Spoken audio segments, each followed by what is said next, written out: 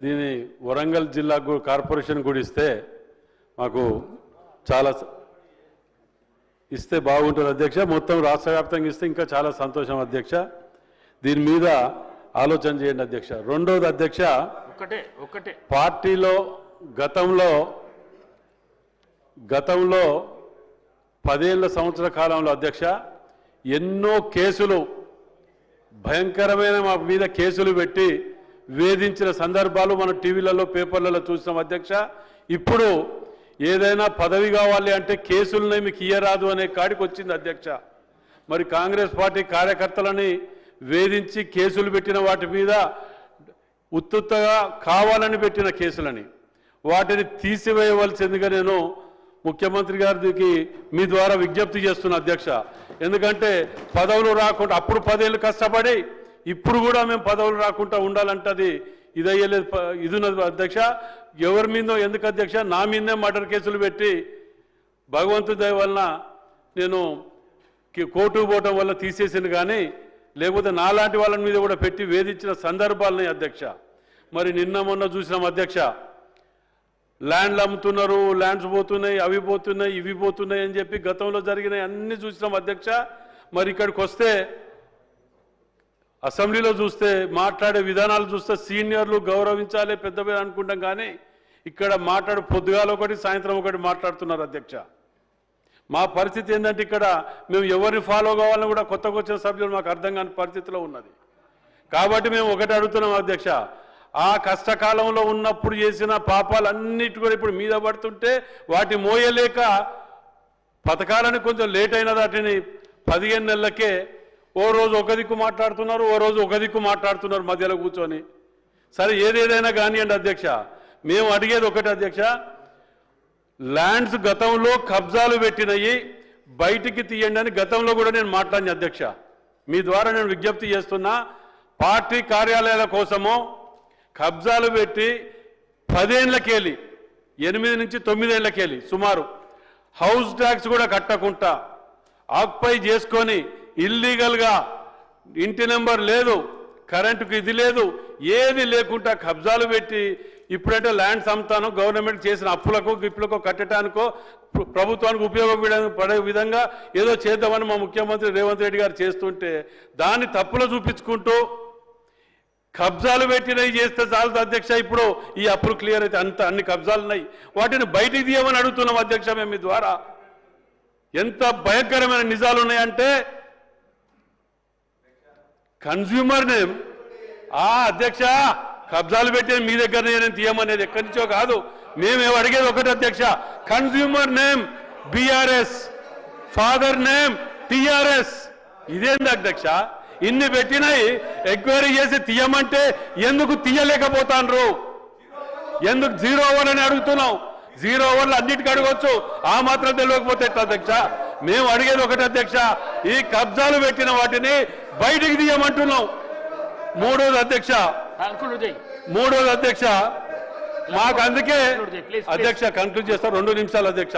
మాకు అందుకే 125 ఏళ్ల చరిత్ర ఉన్నది కాంగ్రెస్ పార్టీకి. ఇన్నేళ్ళు ఏం చేసిండు అంటున్నారు. మాకు పేపర్ లేదు, ఛానల్ లేదు. మేము ఇట్లా కబ్జాలు పెడితే మేము పేపర్లు ఛానళ్ళు పెట్టుకుంటాం అధ్యక్ష. మా కర్మాది, మేము ఆ పనులు చేయలే. ఇంకోటి అధ్యక్ష, అందుకే అధ్యక్ష నిన్న మొన్న వచ్చిన పార్టీలకు కూడా ఇవన్నీ ఉన్నాయి, పేపర్లు ఛానళ్ళు. మాకు లేదు అంటే మా దౌర్భాగ్యం అది. మేము ఇంకొకటి అడుగుతాను అధ్యక్ష, ఈ బెట్టింగ్స్ యాప్స్ కానివ్వండి, వరంగల్ చిట్ ఫండ్స్ కానివ్వండి, రాష్ట్ర వ్యాప్తంగా ఉన్న చిట్ ఫండ్స్ కానివ్వండి, గత ప్రభుత్వంలో వెలిసినటువంటి దుకాణాలు కానివ్వండి, వాటిని రూపుమాపటానికి చర్యలు తీసుకుంటున్నారు. కానీ ఇంకా డెప్త్గా తీసుకోవాల్సిన అవసరం ఉన్నది అధ్యక్ష. ఎన్నో కుటుంబాలు ఎన్నో ఆత్మహత్యలు చేసుకుంటాయి అధ్యక్ష. వాటి మీద వీళ్ళందరూ మళ్ళీ వీళ్ళే మాట్లాడతారు, వీళ్ళే చేస్తారు. బొంగులే పెద్దగా ఉన్నాయి అంటాడు, జాగలు పెద్దగా ఉన్నాయి. ఆయనకే ఉన్నాయాడా? మాకెక్కడనే అధ్యక్ష? బొంగులున్నోళ్ళు జాగలున్నోళ్ళే మాకు ఏడబెట్టుకోవాలంటే మేము ఏడబెట్టుకోవాలి అధ్యక్ష? ఇవన్నీ చేసిన పాపాలను మేము అడుగుతున్నాం అధ్యక్ష. మేము ఎక్కడనో వాళ్ళని వీళ్ళని అభియోగించాలనో లేకపోతే ఒకరి మీద వ్యక్తిగతంగా మాట్లాడాలని కాదు అధ్యక్ష. ఇవి మాకు వాస్తవాలు జరిగిన వాటిని మాట్లాడనీయకుండా లొల్ల మాట్లాడుతున్నారు. అదే మేము మాట్లాడినప్పుడు కామ్గా కూర్చోలే, వాళ్ళు మాట్లాడినప్పుడు ఈయన ఓపిక లేదు. మీకేదో ఉంటే ఒక్కటి అధ్యక్ష, ఇప్పుడు నేను చెప్పింది అట్లే నేను రేపు మీకు పొద్దుగాల ఇన్ఫర్మేషన్ యాక్ట్ వాళ్ళ గవర్నమెంట్ ఉన్నప్పుడు పట్టుకొచ్చినాయి మీ ముందాడ పెడతా. ఒకవేళ ఈ కబ్జాలు జరగలేదు అంటే ముక్కు నెలకు రాసి రేపు పొద్దుగాల రాజీనామా చేసి పోతా అధ్యక్ష. వాళ్ళు దానికి కట్టుబడి ఉంటారు, అడగండి. దానికి జవాబు దొరకదు. నేను లాస్ట్ టైం కూడా అడిగిన అధ్యక్ష, లాస్ట్ టైం కూడా నాకు ఇక్కడికి వెళ్ళి ఇంకా మా రెవెన్యూ మినిస్టర్ కానీ ఇక్కడ కానీ ఇంకా నాకు దీని మీద ఏమంటారంటే మేము ఏదైనా తీసుకుంటే సింపతి పొందుతారు వాళ్ళు, ఇంకేదో పొందుతారు, ఇంకెన్ని రోజులు భయపడతాం అధ్యక్ష. దయచేసి ఇప్పుడు అడిగిన వాటిని ఏదో ఇది కాకుండా వీటి మీద గవర్నమెంట్ కబ్జా తీసుకోవాలి, పొజిషన్ తీసుకోవాలి, లేదా వాటిని డిస్పెటల్ చేయాలి. వీళ్ళు ఏదో ఇది చేస్తారు అది చేస్తారని భయపడుకుంటూ ఉంటే మా మీద పెట్టిన కేసులకు ఫైనల్ కంక్లూడ్ చేస్తాను అయ్యగారు. మేమేమంటాను అయ్యగారు, మాకు మా మీద పెట్టిన సరిగ్గా మైకిస్తే ఏం మాట్లాడో తెలియదు, ఓ కొడతా అంటాడు. మేము అడిగేది ఒకటేగా, మరి ఇప్పుడు ఏంటిదన్నా ఇప్పుడు మేము మాట్లాడుతుంటే ఇది మేము ఒకటి అడుగుతున్నాం అధ్యక్ష, మీ ద్వారా మేము ఒకటే అడుగుతున్నాం. ఈ కబ్జాలు పెట్టినవి ఎప్పటిలోగా తీసుకుంటారు, ఎప్పటిలోగా ఆక్యుపై చేసుకుంటారు? రెండోది వాటి మీద చర్యలు ఎప్పుడు తీసుకుంటారు? లేదంటారా రేపు పొద్దుగాల మీకు డాక్యుమెంట్ సబ్మిట్ చేస్తా with evidences with information act వాళ్ళ గవర్నమెంట్ దాని మీద యాక్షన్ తీసుకోమని చెప్తున్నాను.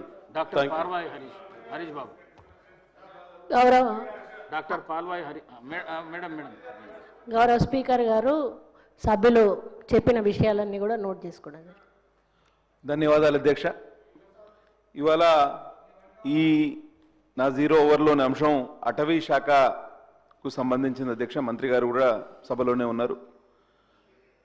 ఎండాకాలం వచ్చిందనంటే ఉమ్మడి ఆదిలాబాద్ జిల్లా పోడు రైతులకు మళ్ళొక భయాందోళన మొదలవుతుంది అధ్యక్ష. ఇంతకుముందే ఖానాపూర్ శాసనసభ్యులు చెప్పారు, ఇవాళ గండ్ర సత్యన్న గారు చెప్పారు, మీ శాసనసభ్యులు నిన్న జి వినోద్ గారు చెప్పారు. చెన్నూరు, ఆసిఫాబాదు, ఇటు మన ఖానాపూర్, బోత్, ఆదిలాబాద్ ఎన్ని నియోజకవర్గాల్లో అటవీ భూములు పెద్ద ఎత్తున 30-40 సంవత్సరాలు 50 సంవత్సరాలుగా సాగు చేసుకుంటున్నారు అధ్యక్ష. ఎండాకాలం వచ్చిందంటే వాళ్ళు ఎంట పడ్డాం. ఫారెస్ట్ అధికారులు ఊర్ల మీద పడి వాళ్ళందరినీ ఇబ్బంది పెట్టే కార్యక్రమం. పత్తి చేలు ఇప్పుడు కట్టె బీకే సమయం అధ్యక్ష, వాళ్ళను కట్టె బీకొద్దు అని చెప్పి కందకాలు తవ్వే కార్యక్రమం పెద్ద ఎత్తున చేస్తున్నారు. దానివలన చాలా పోడు రైతులు చాలా ఇబ్బంది పడుతున్నారు. గతంలో 10 సంవత్సరాలు వాళ్ళు చాలా ఇబ్బంది పడ్డారు. దాని మీద పెద్ద ఎత్తున రైతులు ఆందోళనలు చేసి ఆ ప్రభుత్వాన్ని గద్దెదించితే ఈ ప్రభుత్వం వచ్చిన తర్వాత ఏదైనా రిలీఫ్ దొరుకుతుందేమో అంటే అదే ఒరవడి కొనసాగిస్తున్నారు అధ్యక్ష. కనీసం joint survey, revenue and forest మధ్యలో జాయింట్ సర్వే కూడా ఒప్పుకుంటలేరు ఫారెస్ట్ అధికారులు. ఇది మాదంటే మాది, ఎట్లా మీద అవుతుందండి? మా దగ్గర ఎన్నో సర్వే నెంబర్లు, రెండింటి మధ్యలో డిస్ప్యూటబుల్ ల్యాండ్స్ ఉన్నాయి. కాబట్టి దయచేసి మంత్రి గారు ఈ విషయంలో ఆలోచన చేయాలి. వీళ్ళ అత్యుత్సాహం ఒక్క మా నియోజకవర్గమే కాదు, మొత్తం ఉమ్మడి ఆదిలాబాద్ జిల్లాలో ఈ సమస్య ఉన్నది. మా ఆసిఫాబాద్ డిఎఫ్ఓ గారు అయితే ఇక ఆయన గురించి చెప్పడం చాలా ఇబ్బంది. మేము 2 రోజులు వాళ్ళు రైతుల్ని ఎంత ఇబ్బంది అంటే 3rd డిగ్రీ, మరి పోలీసులు మర్చిపోయిన 3rd డిగ్రీని ఫారెస్ట్ అధికారులు ఉపయోగించారు. మేము 2 రోజులు నిరాహార దీక్ష కూర్చుంటే శ్రీధర్ బాబు గారే ఫోన్ చేసి నేను సమస్య